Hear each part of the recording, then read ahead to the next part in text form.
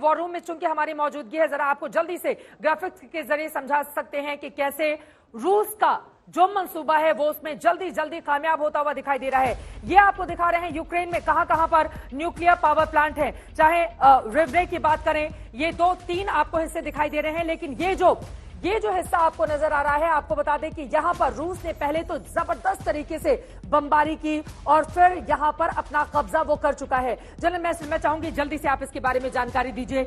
ये nuclear power plant Ukraine का एक जगह कब्जा हो चुका है, बाकी जगहों की तैयारी में इस वक्त रूस की सेना दिखाई दे रही है। बिल्कुल, ये कब्जा हो चुका है। इसमें यह भी समझना है, इस न्यूक्लियर प्लांट में 6 रिएक्टर थे, सारे फंक्शनल हैं और जो इनपुट्स मिले हैं वो बहुत रिलायबल हैं। हाँ। इन्होंने जो ये आग लगी थी वो बाहर लगी है। हाँ। प्लांट को कुछ डैमेज नहीं हुआ है, रिएक्टर्स को कोई डैमेज नहीं हुआ है, तो रेडिएशन नहीं है। और इंटरनेशनल एटॉमिक एनर्जी एजेंसी को रूस ने लिखित में एक लेटर दे दिया है कि ये हमने इसको ले लिया है और साथ ही ऑपरेशनल है। हाँ। और ऑपरेशनल के लिए यूक्रेन के जो वहां पर उसको मैन कर रहे थे वो ऑलरेडी कर रहे हैं। प्रोफेसर एन राजारामन जी भी हमारे साथ जुड़ चुके हैं। आर राजारामन जो कि न्यूक्लियर एक्सपर्ट हैं, वो हमको ज्यादा बेहतर तरीके से बता पाएंगे कि ये जो रूसी कब्जा है ये क्या कहता है। अब विस्तार से आप सुबह से ही प्रोफेसर आर राजारामन को हमारे दर्शक देख पा रहे हैं, आप सुबह से ये खबर देख रहे हैं, एक न्यूक्लियर पावर प्लांट पर रूसी कब्जा जबकि 3 उसकी निगाह में है। किस तरह से हमारे दर्शकों को आप समझाएंगे रूस का मकसद यहां से आपको क्या नजर आ रहा है, उसके अगले टारगेट पर क्या दिखाई देता है यहीं से? आप मेरे से पूछ रही थी, मैं राजारामन हूँ। जी सर, प्लीज। ये पहले मैं आपको इस रिएक्टर के बारे में बताता हूँ। यहाँ आसपास जो आग जल रही है उससे खास कुछ डैमेज नहीं हो सकती, लेकिन अगर उसकी वजह से अगर बिजली रुक जाए वहां तो बड़ी सीरियस मैटर है। तो रिएक्टर फिर ठंडा नहीं कर सकते, उसको गर्म हो जाएगी और एक्सप्लोड हो जाएगी, जैसे हुआ था फुकुशिमा में कुछ साल पहले। तो पहला खतरा ये है कि वहां बिजली नहीं उड़ना चाहिए।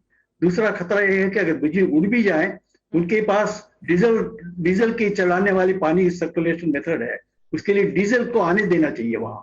अगर रास्ता बंद हो, डीजल ना आ सके, उनके कार्यकर्ता ना आ सके, फिर भी रिएक्टर गर्म हो सकती है।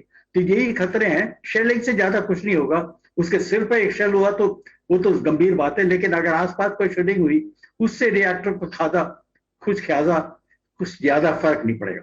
ज़ेपोरिज़िया पर जिस तरह से लगातार बमबारी की गई, उसके बाद रूस ने उसे अपने कैप्चर में कर लिया, वो पूरा का पूरा हिस्सा कब्जे में आ चुका है। उसके जरिए आपको लग रहा है कि यूक्रेन को बड़ा नुकसान पहुंचाने की कोशिश में रूसी सेना रहेगी या फिर वेट एंड वॉच की पोजीशन अभी उसकी रहने वाली है? मेरे ख्याल में वेट एंड वॉच पोजीशन ही रहेगी फॉर क्वाइट टाइम के लिए। ये इतनी जल्दी से ये रिजॉल्व होने वाला नहीं है। वो पीछे हटना नहीं चाहेंगे पुतिन जी, और ना यूक्रेनी उतनी आसानी से हारेंगे। तो ये तो कुछ दिनों के लिए चलेगा, लेकिन जैसे रिएक्टर जैसे जगहों में खासकर ध्यान से रखना चाहिए, क्योंकि वो अगर एक्सप्लोड हो जाए तो न्यूक्लियर बम जैसे नहीं होगी, लेकिन चेरनोबिल जैसे हो सकती है, उससे भी बड़ी हो सकती है। प्रोफेसर राजारामन, किसी भी देश के लिए न्यूक्लियर पावर प्लांट कितने इंपॉर्टेंट होते हैं, मैं चाहूंगी इसके बारे में आप बताइए। यहां पर मैप के जरिए हम 4 हिस्से दिखा रहे हैं जहां पर यूक्रेन का न्यूक्लियर पावर प्लांट है, जिसमें से एक पर कब्जा कर चुका है रूस। ये न्यूक्लियर पावर प्लांट बहुत इंपॉर्टेंट होते हैं, क्योंकि देश की जो बिजली आती है उसमें से काफी ज्यादा शेयर इन पावर प्लांट्स में, खासकर यूक्रेन में। इंडिया में उतना नहीं है, फ्रांस में बहुत ज्यादा है। ये हर एक देश में फर्क पड़ता है कि न्यूक्लियर कितनी इलेक्ट्रिसिटी सप्लाई करती है। तो यूक्रेन में उसी प्लांट के अंदर 6 रिएक्टर्स हैं, काफी कुछ इलेक्ट्रिसिटी वहां से आ रही है, लेकिन वो सब अभी रुकी नहीं है, ना रुकेगी भी अगर उसके ऊपर बम ना डाल दे, सिर के ऊपर। आसपास जो आग वगैरह चल रही है उससे कोई खतरा नहीं है। जैसे मैंने कहा, एक ही खतरा यह है कि अगर बिजली कट ऑफ हो जाए तो वह बहुत गंभीर मामला है। वही हुई थी फुकुशिमा में। बिल्कुल, क्या वही मकसद अब इस वक्त आपको दिखाई दे रहा है रूस का कि बिजली कट कर दी जाए? क्योंकि अभी तक कीव से भी हमारे जो रिपोर्टर वहां पर मौजूद है वो पल पल की जानकारी पहुंचा रहे हैं, वहां पर इंटरनेट भी सुचारू रूप से चल रहा है, बिजली भी वहां पर आ रही है, तभी वो अपने सारे इक्विपमेंट्स को चार्ज कर पा रहे हैं। तो क्या आपको लग रहा है कि रूस की अब ये कोशिश होगी कि चारों तरफ घुप अंधेरा कर दिया जाए उसके न्यूक्लियर पावर प्लांट पर कब्जा करके? और युद्ध में ये एक अहम स्ट्रैटेजी भी होती है, अगर दूसरे देश को इस तरह से हम नुकसान पहुंचाते हैं तो? हाँ, ये हो सकता है। इसीलिए वो ध्यान रखना चाहिए कि बिजली के तार ना कट जाए।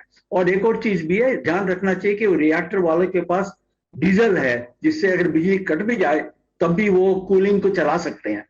ये दोनों चीजों को याद रखना चाहिए। लेकिन अगर रूस बम्बिंग करते जाए कभी ना कभी ये हो सकता है, ये खतरनाक चीज है।